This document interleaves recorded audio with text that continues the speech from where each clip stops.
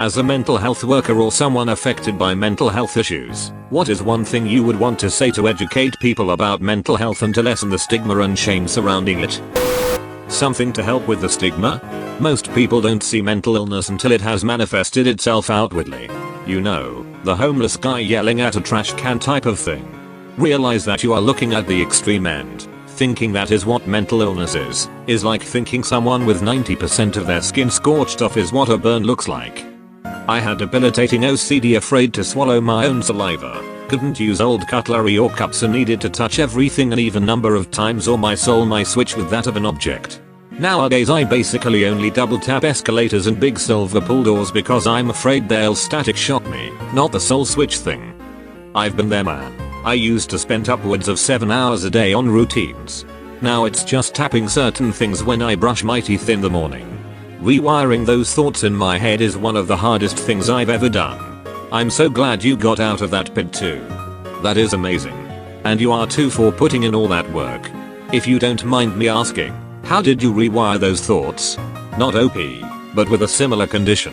I used to repeat a lot, turn the sink on and off, switch light switch, open and close car doors, all of this upwards of a dozen or more times each. In my head I required myself to perform each instance repeatedly until I was okay with it, or it felt right. Otherwise the consequence of not doing it right would have a 100% chance of happening immediately, which would cause extreme anxiety for hours to sometimes weeks.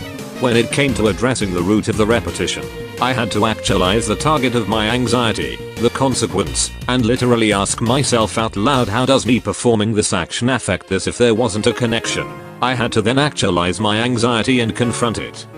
This meant sitting under the ceiling fan if I didn't turn the lights on the correct number of times, removing what I wanted out of the refrigerator even if I didn't open and close the butter tray, washing my hands after turning on the water only one time, and washing them only once. I am happy to report that the fan didn't fall on me, the refrigerator didn't catch on fire, the water has never given me chemical burns, and my hands are still my skin color and not covered in mold. After repeating that process over 3-5 years, I identified compulsions quickly and addressed them, and forcing myself to actualize consequences to my actions has actually helped me learn how to address my anxiety. I did a very similar thing. I identify this is an intrusive thought and then work on dismissing the thought.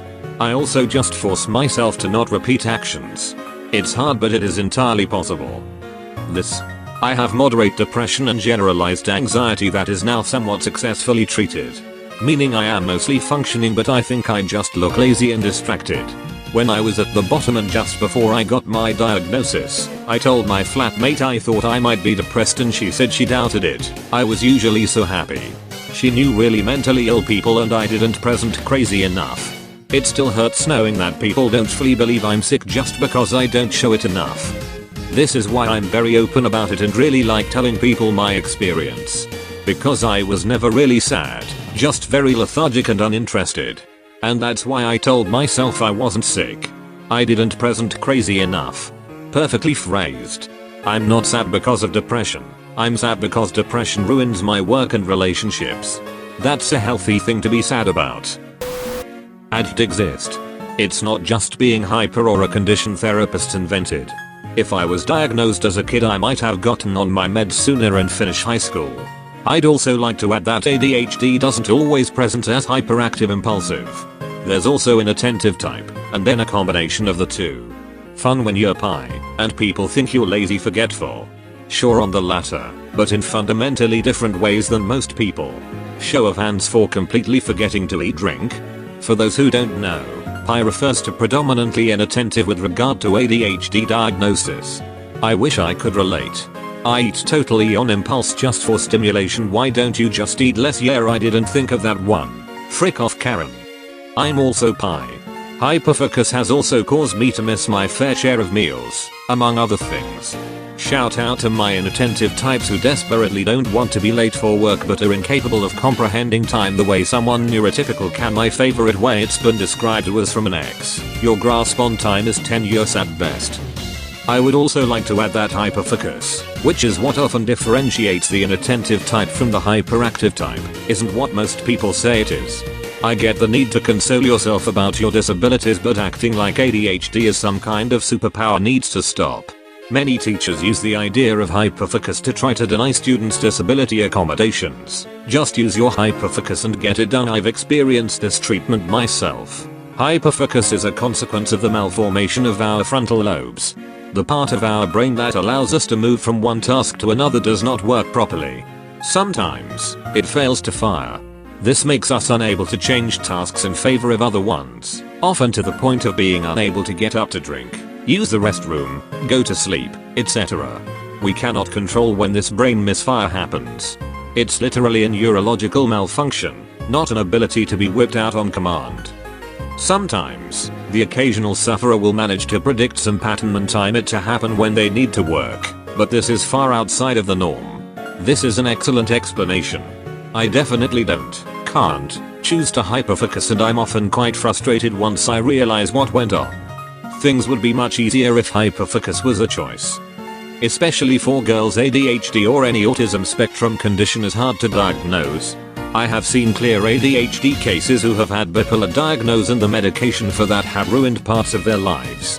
I've been on about 5 different antidepressants and anti-anxiety meds since I was 11 or 12. At 26 I finally have my official AD diagnosis. Girls are 3 times more likely to be diagnosed with depression first, and in my case parents who didn't believe in AD probably didn't help. And it exists for women as well as men. So many people have the idea that ADHD is a boy's problem that they grow out of. Nobody grows out of it, and for women it can actually get worse as they reach adulthood. I was reasonably functional as a student, and then suddenly in my late 20s life just seemed to fall apart. Surprise. ADHD. I thought it got worse for both men and women, but my memory sucks, so I'm not counting on being right about that tbh. I heard they piled ADHD and ADD together not too long ago, so now I just have ADHD without being hyper, I guess. Makes it easier than to keep saying ADHD or ADHD without the H anyway. I agree that the female side of things should be seen and acknowledged as well. And the part that people don't really grow out of it. They gave me some medicine when I was 10 or 11ish for a few months until it stopped working and decided my work here is done. This child is cured and treatable in 4 years. I never connected anything to my ADHD and thought I was just stupid and not functioning properly. Turned out not to be true, but I still can't shake the idea that I am after believing it for that long. Not only does ADHD exist, its most devastating effects aren't even listed in the gosh darn DSM. Less than 93% of psychiatric residences even touch on it, so good luck getting properly medicated. Our disorder should more accurately called executive function deficiency disorder. It affects not just attention, memory and organizing, but our emotions, reactions and decision making. ADHD is chronically misdiagnosed and can share interpersonal quirks with BPD, narcissism and bipolar disorder, so imagine how great we are with relationships. I've seen a lot of us agree that the rejection dysphoria and emotional hyperarousal are the most crippling in our day-to-day. They are also not officially recognized as symptoms despite the fact they were included in earlier versions of the DSM and the evidence is overwhelming. Imagine how disrupted your life would be if you couldn't hear constructive criticism without it burning. A spouse asks a question and an imagined tone sends you spiraling. Career-ending performance fright because the sheer expectation of criticism is paralyzing. Everyone experiences those anxieties, but ours are a feature and the volume is way up. It affects us physically too. Muscle overdevelopment, pain and difficulty with fine motor movements have all been tied to ADHD. Idiopathic toe walking too. Sensory sensitivity, which we have in common with autism.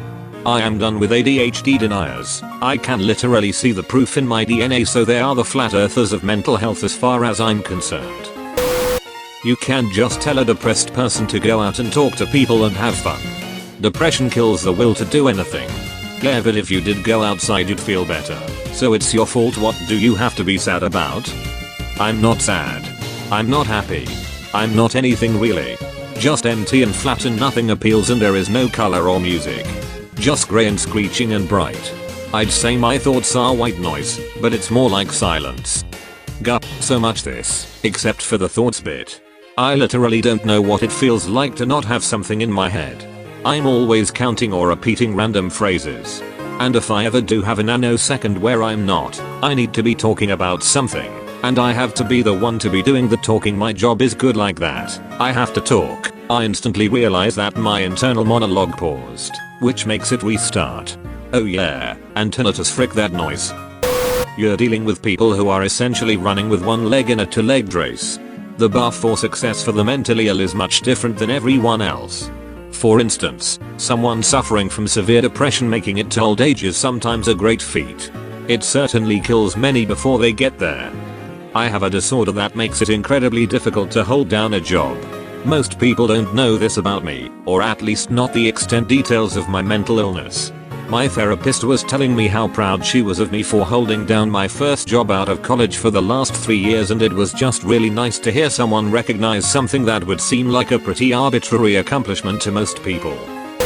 Thank you for bearing through these posts. I know they are difficult to listen to. Nobody should have to go through any of this. If you're in a situation where you feel at risk, please call your local crisis line. The numbers for Kids Help Phone and the crisis text line will be on screen if you need somebody to talk to. You aren't alone. You are loved. You matter. This has been okpj, and please take care and be kind to each other.